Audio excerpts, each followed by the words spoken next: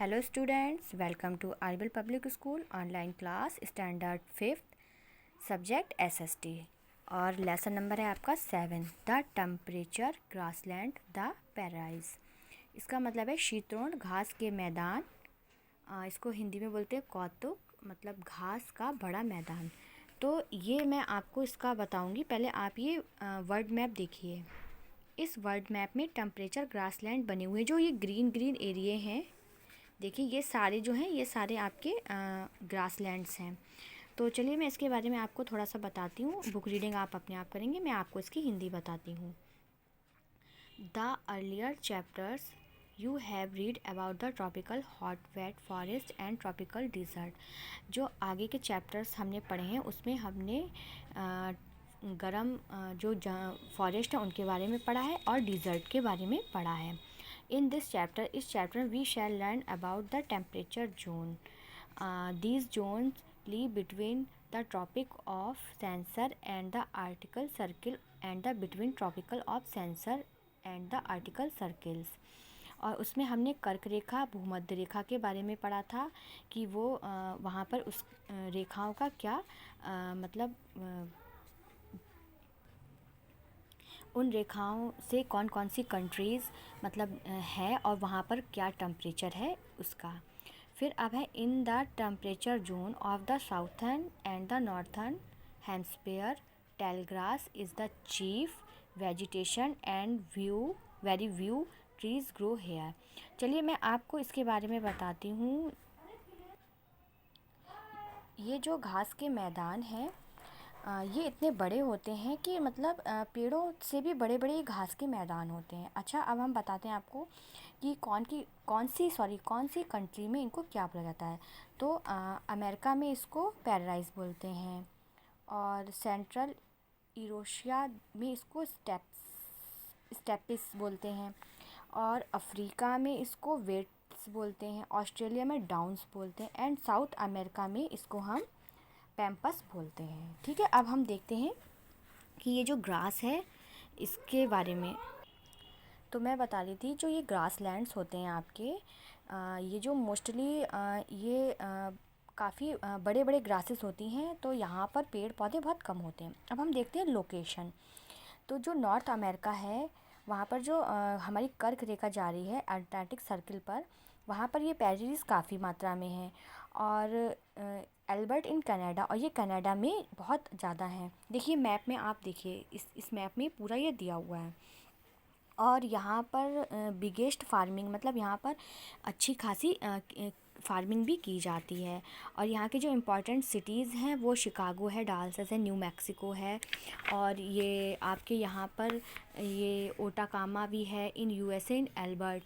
ठीक है, इसमें आपके ये सारे सिटीज़ आ जाते हैं। ये यहाँ के पिक्चर्स दिए हुए हैं। फिर अब हम देखते हैं क्लाइमेट एंड वेजिटेशन। यहाँ का क्लाइमेट कैसा है, वेजिटेशन कैसा है। This is the region summer in hot and winter is very cold.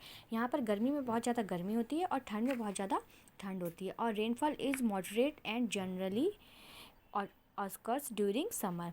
और जिस यहाँ पर समर के अकॉर्डिंग ही रेनफॉल होती है एंड ऑकर्सनली रेनफॉल इन विंटर, और विंटर्स में भी होती है। अच्छा, यहाँ पर 2 रिवर्स हैं। देखिए एक आपकी मिसिसिपी रिवर है एंड मिस यूरियस रिवर है। तो इन रिवर्स के किनारे काफ़ी जैसे आपके क्रॉप्स प्रोडक्शन भी किए जाते हैं, wheat, barley, oats, potatoes, cotton, soybeans etcetera. अब यहाँ के एनिमल्स देखिए, a large number of grazing animals are found in these fertiles grasses. यहाँ पर ग्रेजिंग एनिमल्स काफ़ी हैं।